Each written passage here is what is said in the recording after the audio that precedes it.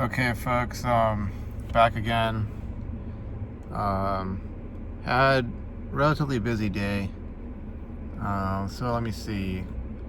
10 a.m. ish, a few minutes after 10 a.m. I got on the phone. I got a call from this recruiter for the not obviously not the last company, but the one before that.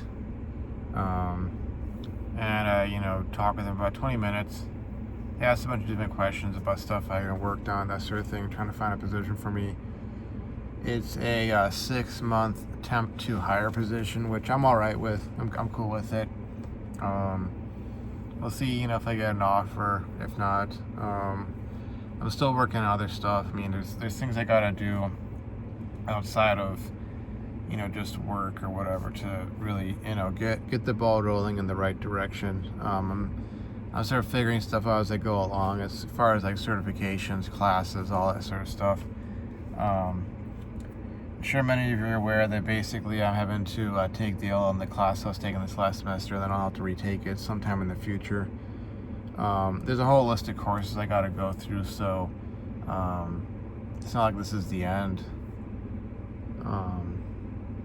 Just a bit of a setback and sort of a wake-up call, if you will. I've got to become that much more anti-fragile. And, to that point, wanted to sort of, respond to Alex's latest comment. I definitely agree with a lot of that. I think that's been one of my main issues is that, and when I say, it's one of my main issues, the issue I'm referring to is, like this whole, like, being controlled by my emotions or being influenced by them or affected by them. And I say that even as I think, and I remember that, with this channel, I come here a lot to talk about my emotions and what I'm feeling, what I'm experiencing in life, what I'm working on, what I'm going through, what's happening. Something's concrete, something's more like abstract. Like I said, talk about my emotions. But I've been told, like, by multiple people that I have a very stoic sort of vibe or aura, about me. Because ironically enough, the folks who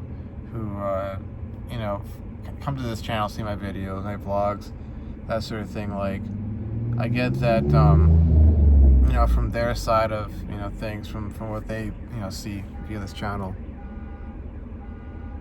I'm not sure you can hear that. Dang, that does kind of cut into my conversation. But no, it's a quick aside. It's the 5th of May, Cinco de Mayo, and some guy drove by in his truck. He had the truck parked off on this other street and had a Mexican flag, and came by. And I realized, the Mexican flag is because it's Cinco de Mayo. So, I'm not making any sort of comment either way. I'm kind of neutral on it, so to speak. But, because I know where it's, I know where the, where it's from, basically, in terms of, like, why someone would have that on their, truck. And but they drove by, and, the engine, is rattling, and it sends out those, shock waves, or the sound waves, and then it hits somebody's, like, the waves of sound hit somebody's car and set off an alarm. But anyways, I've been told by a number of folks that I do actually give off a very stoic aura or vibe, and it's the extent that it can be kind of hard to tell when I'm joking, because I'll have that very sort of like dry humor, bit of sarcasm, that sort of thing, and I'll only be like that around people who I feel like I have some sort of rapport with, I sort of built some sort of rapport with them. And now the other guy comes again. I wonder if one of their alarm's gonna go off. Nah, I guess not this time. But that's kind of ironic, and so far as folks on this channel, they'll think that I'm super emotional, I'm crying all the time, or I'm like, expressing my feelings to everybody. I'm not exactly like that. I do have times where obviously, like, there's emotional build up, and it builds up to a certain point too. Maybe that's a different guy, I'm not sure, but may build up to a certain extent where it's sort of like, the emotions sort of flow over. It's like the dam breaks, and then that sort of stuff shows up, externally. That, like, okay, like, I've been obviously holding back a lot of emotions. Something happened which kind of pushed things over the edge, and now I'm just like, oh, I'm in this glass case of emotion, and drowning in emotion and all that. Or it's something that's like, a specific sort of scenario, person, something that it's almost like there's a one-to-one correspondence with something from my past, which really emotionally affected me, and it kind of brings all that back up to the front, and then it's like, there come the emotions. Like the girl at the last workplace. That was just, and then having another guy there. It was this whole sort of like scenario where it was almost exactly like what happened in college the last few years, and especially the girl. I mean, even just thinking about her right now, like, brings up those emotions and such, and the memories, and it's kind of like having a girl like that who fits a certain archetype, and I don't think it's even really about one girl in particular. It's kind of like whatever your dream girl, air quotes dream girl. I mean, you call her a dream girl because she doesn't really exist, but whatever your dream girl would look like. And I'm not talking about the stereotypical, like, when I say stereotypical, I'm talking in a conventional sense, going back.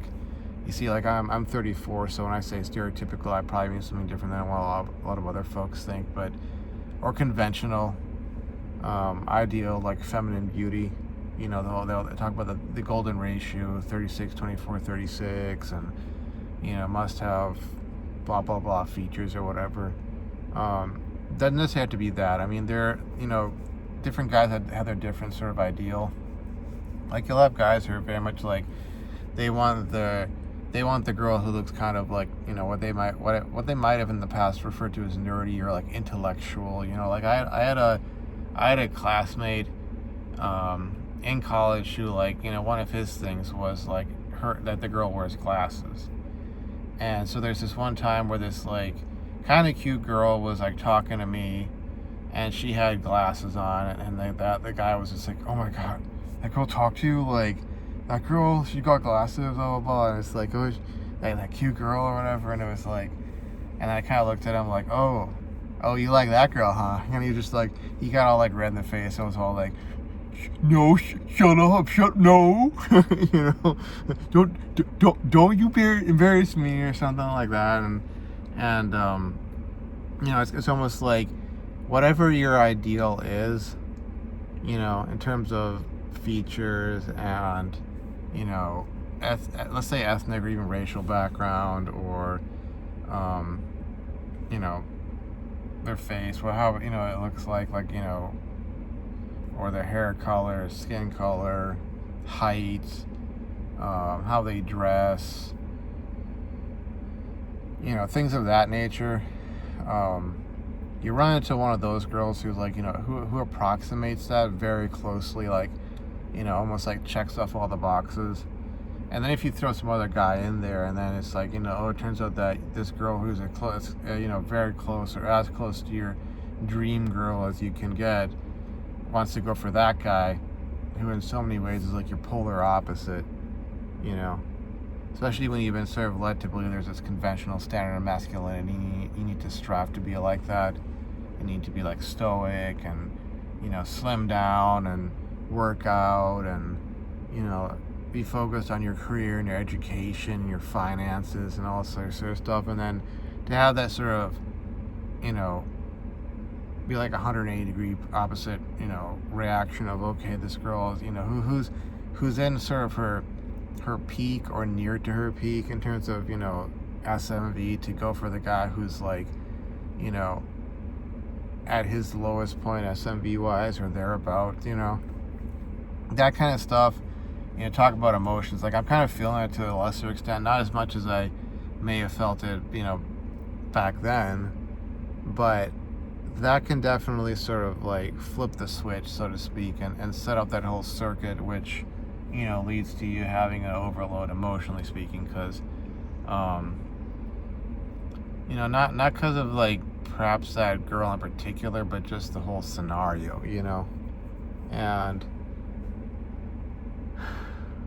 it's like I get certain principles of that. Okay, I get it. The young hot girl is gonna want a guy who she can basically just have fun with, and a lot of that's gonna be sexual attraction. I get that, but I think the stuff that really causes the really negative emotions for me and leads me to having one of those sorts of blowouts is when it's like, it's not, okay, I get it, she wants a guy who she's sexually attracted to. It's this is what she's sexually attracted to.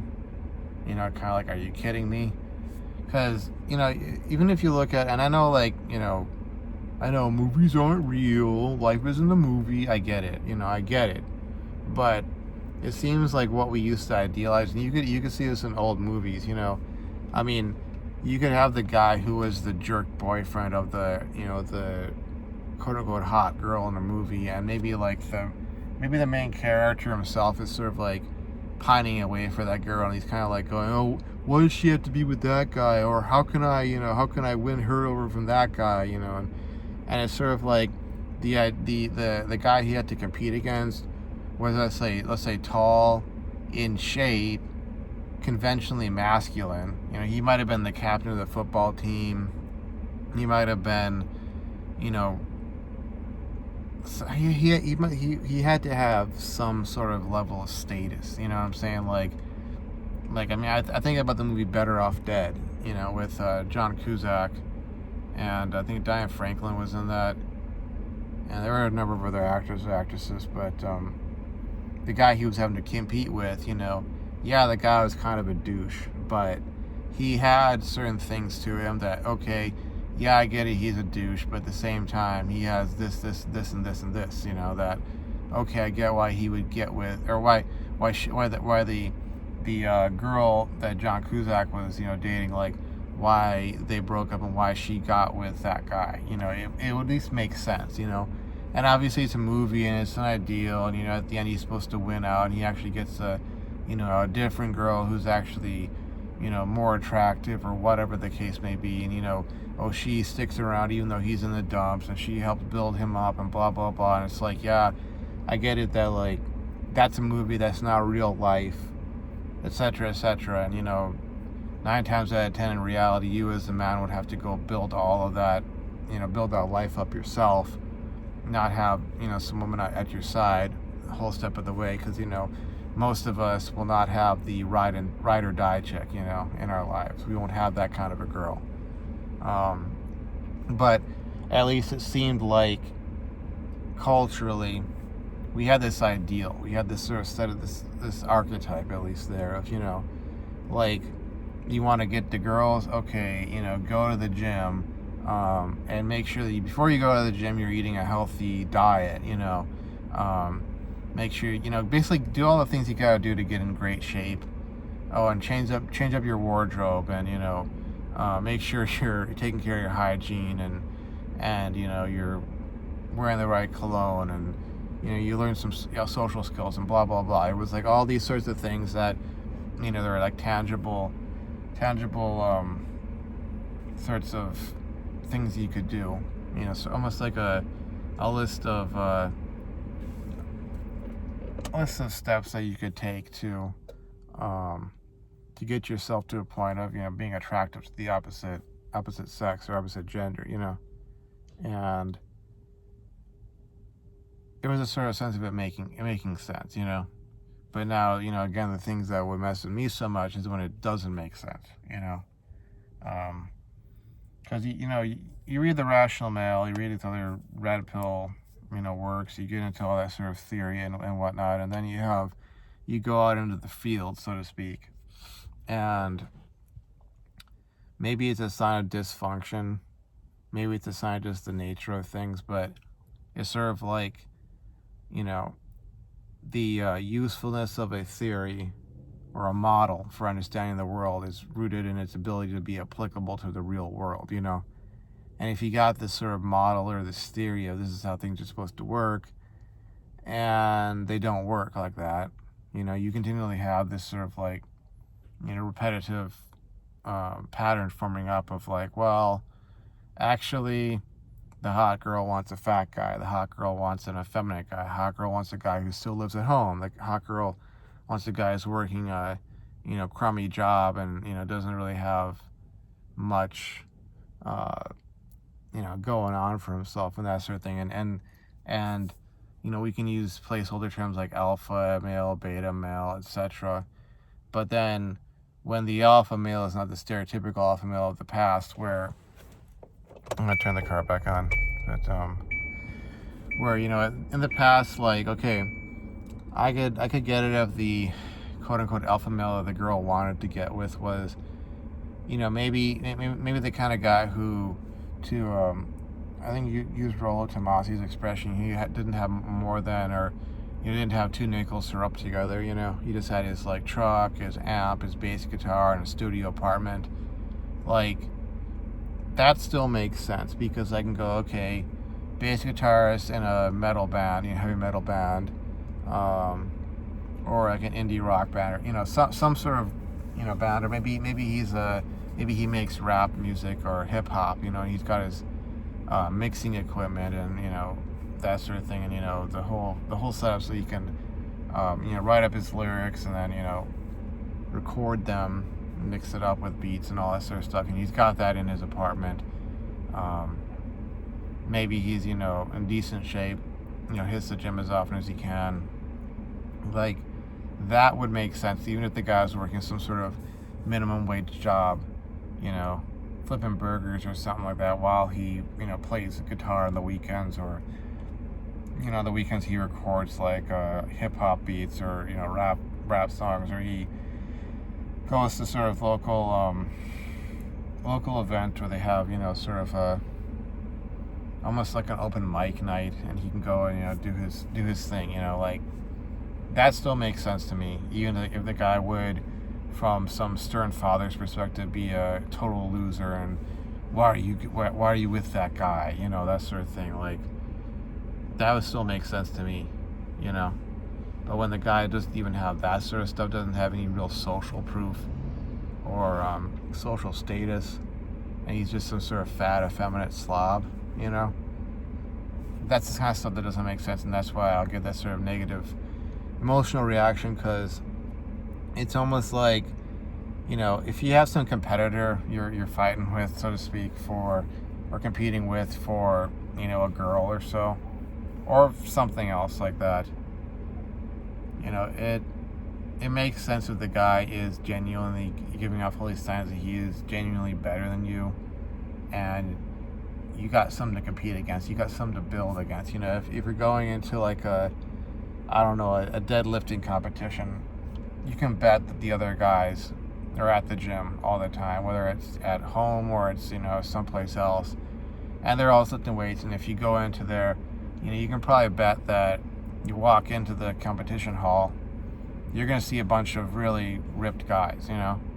But if you like walked in there and they're all these super fat slobs, didn't even have like the muscles that, you know, that you know, actually use during, let's say, deadlifting, they didn't even have that built up, you know, maybe it'll give you a sense of like overconfidence, and like irrational overconfidence, to the point that you get kind of arrogant and you're like, oh, I'm gonna win this, and you don't really put any effort in. But at the same time, it's kind of like it'd be really weird and mind-boggling if the guy who seems to be the most out of shape somehow wins the competition. But that's sort of an example where things kind of make sense, you know.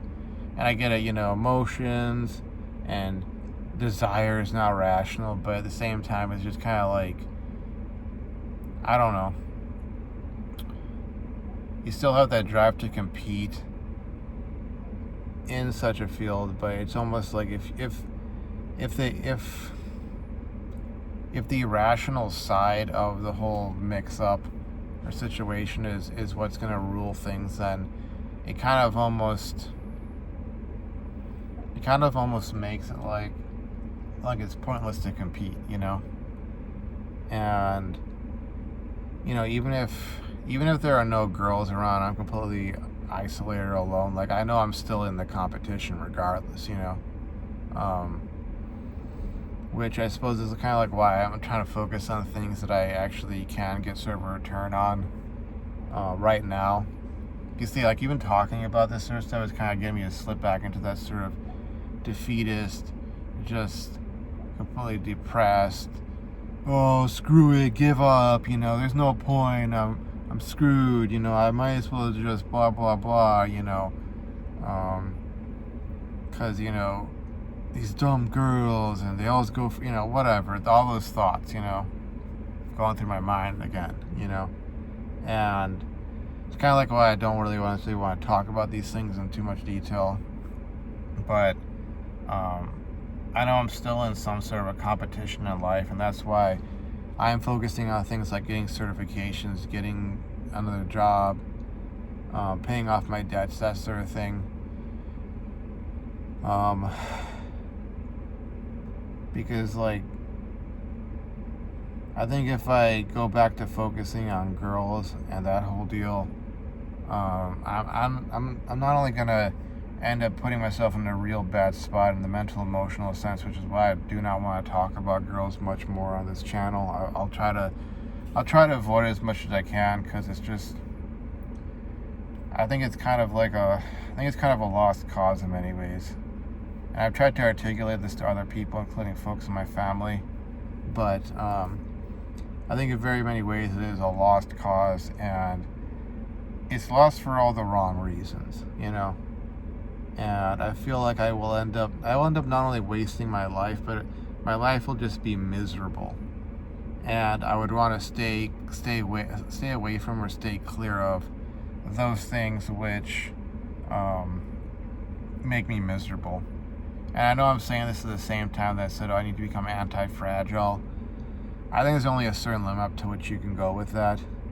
And if you kind of push it beyond that limit, like, you're, I don't know, I think you're just being kind of dumb in decision making. Like, you know, when you want to try and pretend like you got no pain, you got no health problems, you don't need to work out, you don't need to, you know, sleep, or you don't need to be taking care of yourself, or you should just keep putting yourself in these situations where, you know, the girl is messed in the head, you know, or whatever, or things are just messed up, they're never going to work out for you, but you got to keep going after that because of some ideal you're, you know, chasing after, or whatever, or because of some set of expectations, or whatever the case may be.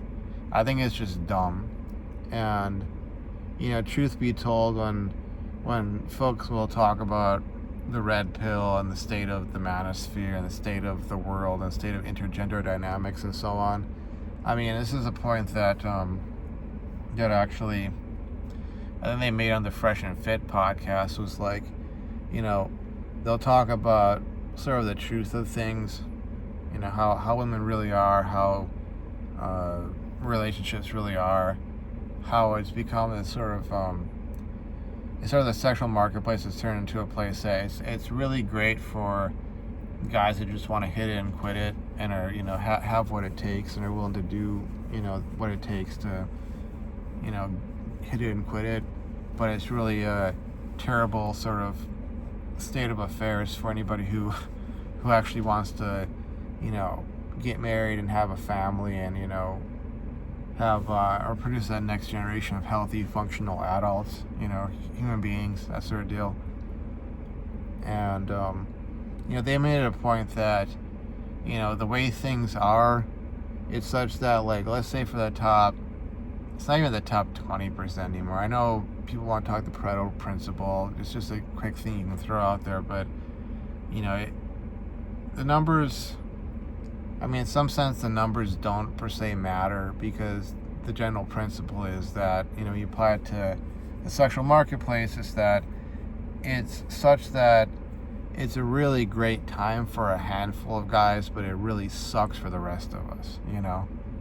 If you're that top, whatever the number is, 20%, if you want to go with the traditional setup, 20 versus 80, or it's 10 versus 90, or it's 5 versus 95. If you can get into that top percentage, or you already are, by virtue of whatever factors, genetics, money, status, maybe you did the work and you built yourself up into somebody and you got into that category. You're not a natural. You're someone who's like, became unplugged, and got to that point somehow.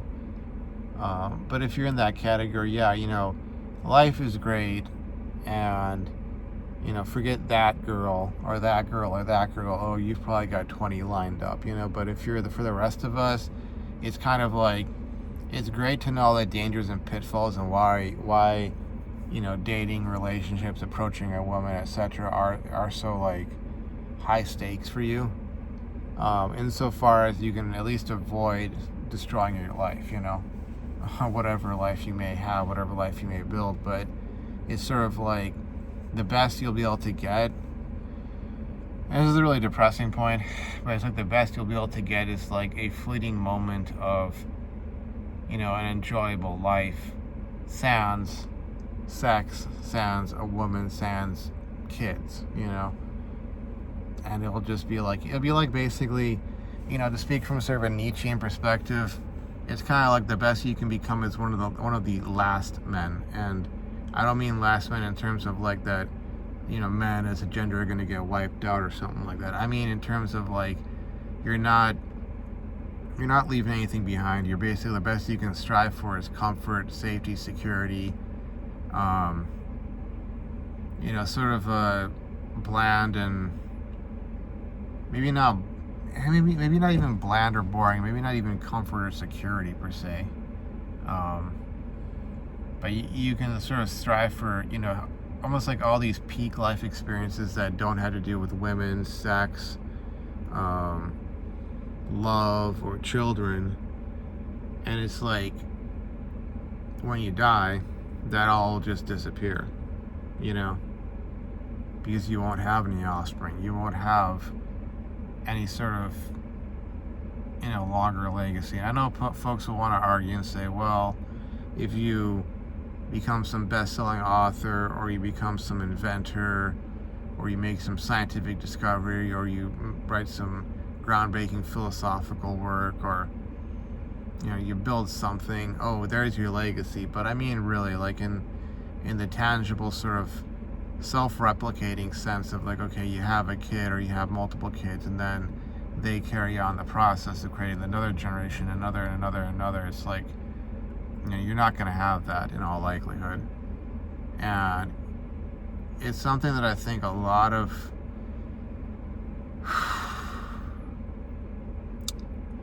seems like a lot of guys in the sort of the manosphere don't really want to confront.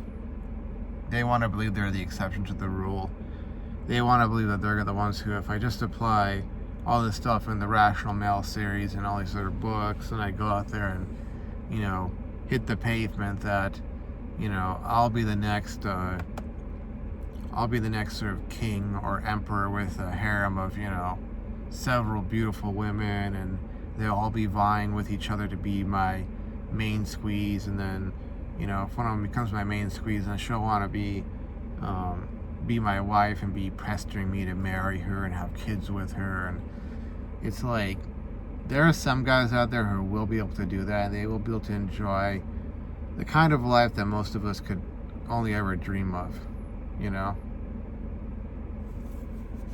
But for the rest of us, it's like, you got to deal with the fact that, you're most likely going to die alone, most likely going to have your fair share of pain, physical and otherwise. I mean, right now as I'm sitting here, I feel like my muscles are starting to spasm in my abdomen, and I'm getting very concerned about that.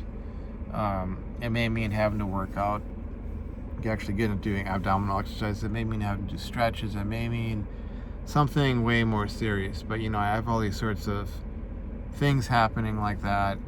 And at the same time, I'm looking at life going like, I'm going to be one of those guys who ends up dying alone, doesn't have a wife or kids, never experienced sex to begin with, never had that kind of intimacy to that extent, other than with the the ex-girlfriend who was also very much, mentally, emotionally unstable, and you're most likely going to have to deal with that kind of a fate. And so I guess it's almost like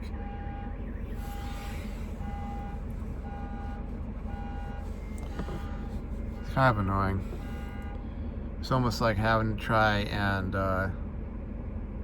and enjoy your life as much as you possibly can with reasonable expectations as to what you can actually expect of happiness, and beyond that, just taking care of yourself, because nobody else is really going to do that. If you're a man, it's one of those things you eventually you encounter that fact that it's like you're a machine to most people, and they will only do as much as they have to do to maintain the machine, to keep the machine around as long as they can, and beyond that they really don't care. I mean, it's kind of like me on my diet today. And I went to go get some food from Chipotle's, and the way the person put everything together in the bag, it literally fell out of the bag when I was about halfway back to my house and just across the ground. And I had to go throw that all away, and then go and you try and get some food from someplace else, which may have been of the kind that even though, it was nutritionally low carb, it may have had some carbs, from the sauce or so. I don't know how much that's gonna mess up my diet, but see, those are things that matter to me. Maybe I'll be able to sort of sleep it off or fast it off, what I'm saying? But in many ways, that's the kind of stuff that matters to me and affects me, because if I don't get my diet right, I don't really start losing some serious weight, get into that sort of peak physique and all that. I'm going to be the one facing all the health problems in the coming years, because I think it's if you get to about 45 and you're, way out of shape, and you have this extra visceral fat and all that, and subcutaneous fat, you're just really overweight or even obese. That's kind of the point at which it's sort of you either will or will not have type 2 diabetes. And it's something I really want to avoid. I really, really need to avoid. And that's something I got to take care of, because nobody else is going to take care of it. It's going to have to be up to me. But anyways, man. So I don't like addressing all of this sort of stuff, because it gets really depressing and nihilistic and dark, very much black-pilled. But those are some of the cold, harsh, brute facts of life you have to sort of confront as a man. You can't run and hide from it. Nobody's going to take care of it except for you. No one's going to face it except for you, But I do have some positive things going on, to be honest with you. I'm about 3/4 of the way through my PLC programming bootcamp certification. I would like to have that done by the end of the week. And then I'm moving on to some other certifications. And I have a spot reserved for my it's the Hamilton Venus Software Programming 1. It's the basic course. I have that spot reserved. And I'm just having to make sure that I keep the money set aside so that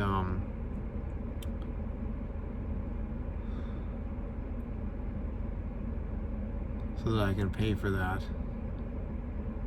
And beyond that, taking some more certifications in future for other software, other programming languages, because working through whatever I can from this list that I found on this website of, okay, you want to get automation career in biotech, here's what you got to work on. And if at the very least I can build a purposeful, meaningful, and free life, free insofar as I am not beholden to anyone, because my finances are straightened out and that sort of thing. Be free insofar as I can express my real opinions about any number of subjects without it without it basically leading to, you know, sort of impairment of my life. You know, free insofar as I could just hop in my car and drive off to the middle of freaking nowhere because I got a cabin out there, I got, you know, a house out there on my own land that I own, blah, blah, blah. Free in that sense. So I can at least enjoy my life, you know, to a significant extent. Hopefully I can at least build that. Yeah, because we live in a day and age where it's almost like we no longer have a free public space, so to speak, where, you know, you can express your views on anything, really, assuming that they're not like extreme views. But then you can express them, and you know, no one can kind of like shut you down. And we're not living in that kind of world anymore. It's like you have to be at least financially anti-fragile, so that in case the powers that be don't appreciate your take on XYZ issue or whatever, that that they might be able to like cut you off from being able to spread your message, your perspective, but just so they can't, you know, demolish your sort of like your ability to live, to subsist, you know. And that's obviously, you know, assuming that you're obviously not expressing any sort of violent views or extreme, truly extreme views where you'd be like actually threatening someone's life or well-being or whatever, you know. Just being able to say, hey, I don't agree with XYZ, ABC, and not have that come back and, you know, bite you in the back, so to speak. You got to have your finances straightened out. You got to have your finances fully established. Because otherwise, you're basically like one button click away from being completely eliminated, you know, or deleted or canceled. So, anyways, I think it's day 5. I think it's day 5 at this point, I believe. But anyways, and Mother's Day is coming up, so planning on getting some stuff for my mom. Have that sent over, you know, to the parents' home. Hopefully in time. You know, some flowers, maybe some roses, and then some nice chocolate. And what else? I've been having some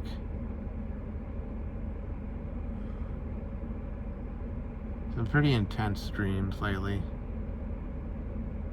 I mean, this last one, there's like sort of a series of events that occurred, but one of them was I was walking with my mom across my college campus. We were kind of like, I think she was a bit older, so I was kind of like, you know, being sort of the good son. I was kind of taking her by the arm and, like, you know, walking with her, and someone had put on like my favorite song on this, like, you know, loud sort of, you know, amplified, you know, audio setup, but the lyrics are kind of, it was blended in with some other song and sort of evoked a bunch of emotions. But then there were sort of scenes of, like, almost from the past, scenes replaying in front of me, and then some other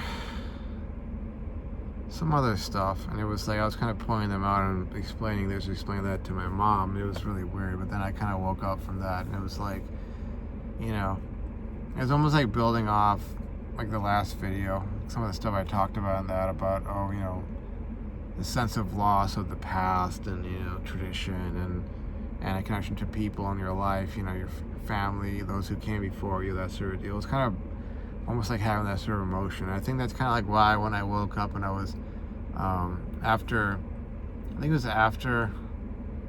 I had the little conversation with the recruiter, I was, you know, I was texting my dad back and forth, and that's about Mother's Day. It's kind of, you know, I kind of thought about that, probably because of the dream. But anyways, that's it for now. It's been a long video.